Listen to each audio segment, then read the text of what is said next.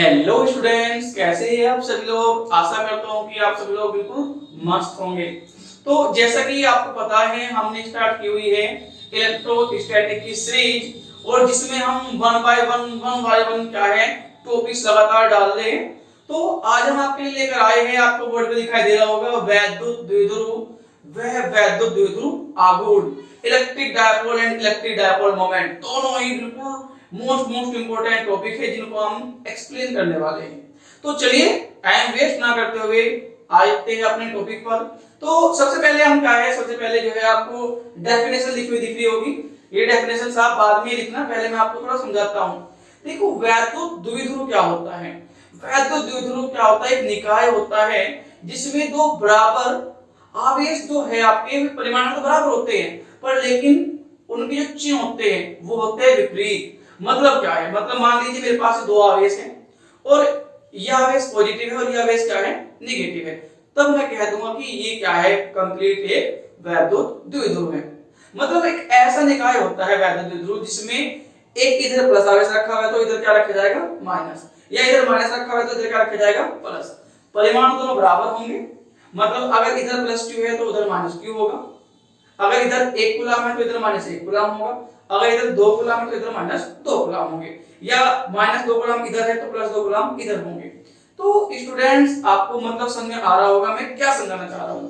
तो वैद्युत द्विध्रुव के बारे में मैं आपको बताना चाह रहा हूं कि वैद्युत द्विध्रुव क्या होता है।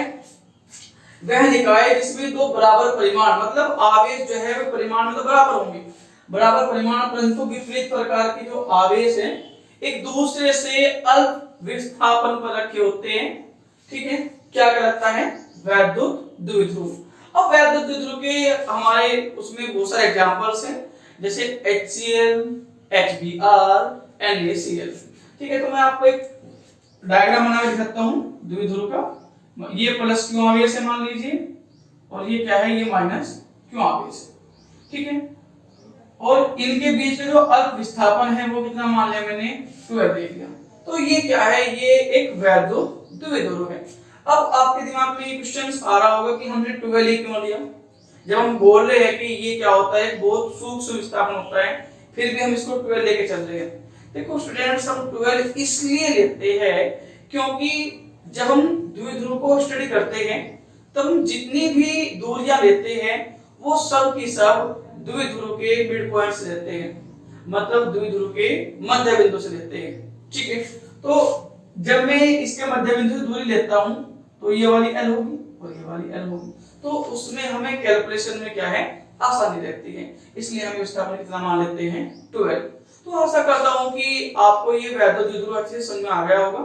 मैं एक बार फिर बता रहा हूं कि एक निकाय होता है जिसमें दो बराबर और विपरीत प्रकार के आवेश क्या होते हैं, छोटे विस्थापन पर रखे होते हैं। ध्यान रहे, विस्थापन छोटा होना चाहिए और ये दोनों आवेश क्या होने चाहिए, परिमाण में बराबर होने चाहिए। ये कंडीशन है किसकी, वैद्युत द्विध्रुव की।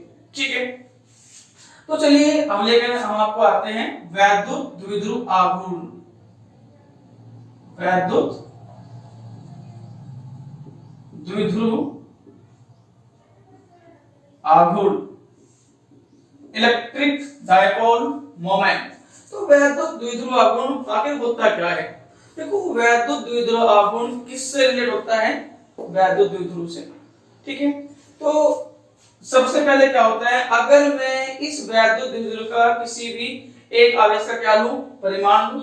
मैं फिर बात कर रहा हूं परिमाण, मैं ये नहीं कह रहा हूं कि मैं प्लस लूंगा या माइनस लूंगा, बस मुझे सिर्फ आवेश का क्या लेना है, परिमाण लेना है, और आवेश का परिमाण कितना है, यहाँ पर Q है, और इन दो बीच के विस्थापन है वो कितना है, 12 है।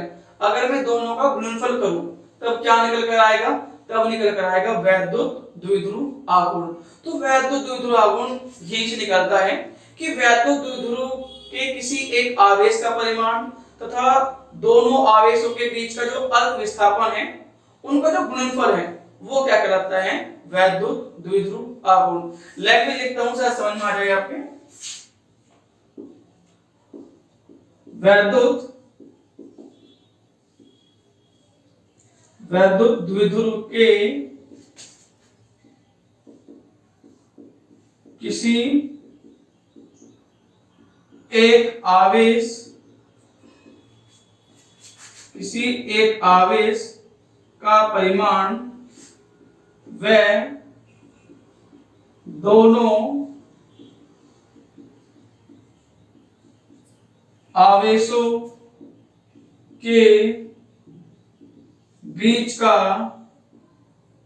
या बीच के दोनों आवेशों के बीच के अल्प विस्थापन का गुणनफल, अल्प विस्थापन का गुणनफल वैद्युत द्विध्रुव आघूर्ण, वैद्युत द्विध्रुव आघूर्ण कहलाता है। ठीक है, तो स्टूडेंट्स मैंने कहा कि वैद्युत द्विध्रुव आघूर्ण क्या होता है। वैद्युत द्विध्रुव का आपको कोई भी एक आवेश लेना है और जो बीच का विस्थापन है वो लेना है और दोनों की गुणा कर देनी है, तो जो राशि निकल कर आएगी वो क्या होगी, आपका वैद्युत द्विध्रुव आघूर्ण। एक बार फिर बता रहा हूं, वैद्युत द्विध्रुव का कोई एक आवेश लेना है और दोनों आवेशों के बीच का जो विस्थापन है वो लेना है, दोनों की गुणा कर देनी है, क्या निकल कर आएगा, वैद्युत द्विध्रुव आघूर्ण। तो फिर क्या होता है आपके पास, यह एक सदिश राशि है, यह एक सदिश राशि है जिसकी दिशा,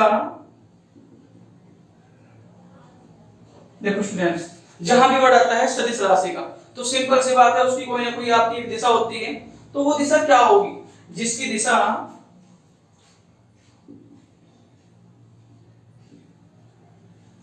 ऋण आवेश से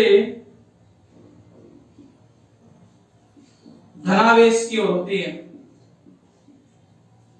धनावेश की ओर होती है। तो स्टूडेंट्स जो आपके पास द्विध्रुव आघूर्ण है वो एक सदिश राशि है और उसकी एक दिशा होती है, वो कहां होती है, निगेटिव से पॉजिटिव की ओर, कहां से, ऋण से धन की ओर, निगेटिव आवेश से पॉजिटिव आवेश की ओर, मतलब -q से +q की ओर, -q से +q की ओर।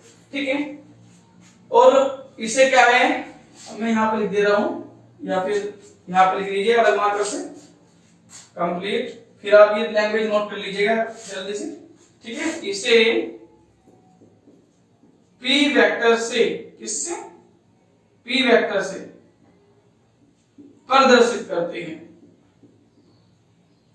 p वेक्टर से प्रदर्शित करते हैं। ठीक है, और p वेक्टर कितना आएगा आपका, p वेक्टर बराबर आएगा q into 12 vector, q into 12 vector, या सिंपल हम ऐसे लिख सकते हैं p बराबर 2ql। ओके स्टूडेंट्स, p बराबर 2ql। मात्रक क्या होगा, देखो किसी भी भौतिक राशि का जो मात्रक और विमेय सूत्र है वो उसकी पहचान होते हैं, तो मात्रक लिखना आपका जरूर है। तो मात्रक क्या होगा, ये q है और ये क्या है, ये l है। q होता है किसमें, कूलाम में, और l किसमें होता है, मीटर में, तो मात्रक कितना आया, कूलाम मीटर। ठीक है स्टूडेंट्स, मात्रक कितना आया, कूलाम मीटर। ठीक है, अब वही बात कर लेते हैं इसके विमेय सूत्र की। तो विमेय सूत्र भी मैं आपको यही बता दूं, विमा क्या होगी इसकी। अब मैंने आपको विमा बताने के लिए मैंने आपको बताया हुआ है कि विमा निकलती कैसे है। मैंने आपको 3 विमा बताई थी, बल, कार्य, आवेश, बस ये आपको 3 विमा याद रखनी है। तो अब बात कर लेते हैं यहाँ पे विमा क्या होगी। अब कूलाम में कितनी होती है भाई, 80 भाई q है, और इसकी कितनी होगी, l, तो जो फाइनल विमा होगी LTA, ये इसका विमेय सूत्र है। तो स्टूडेंट्स दोनों टॉपिक कंप्लीट हुए, वैद्युत द्विध्रुव और वैद्युत द्विध्रुव आघूर्ण। आशा करता हूं कि ये आपको अच्छे समझ में आए होंगे। लैंग्वेज आपकी लिखी हुई है, बहुत अच्छी लैंग्वेज है, तो आप इसको नोट कर लीजिएगा और जो है साथ साथ अपने नोट्स भी प्रिपेयर करते रहिएगा। आपको दिखाई दे रहा होगा कि मैं साथ साथ आपके नोट्स भी प्रिपेयर करा रहा हूं ताकि आपको कोई प्रॉब्लम्स ना आए। स्टूडेंट्स क्या होता है, बहुत सारे चैनल्स होते हैं जिसमें भी समझा देते हैं, पर लेकिन बच्चों को प्रॉब्लम ये रहती है कि नोट्स कहां से बनाएं। तो साथ साथ आप लिखते भी रहिएगा और समझते भी रहिएगा और जो है एंजॉय लेते रहिएगा हमारे साथ। मिलते हैं जल्दी नेक्स्ट वीडियो में।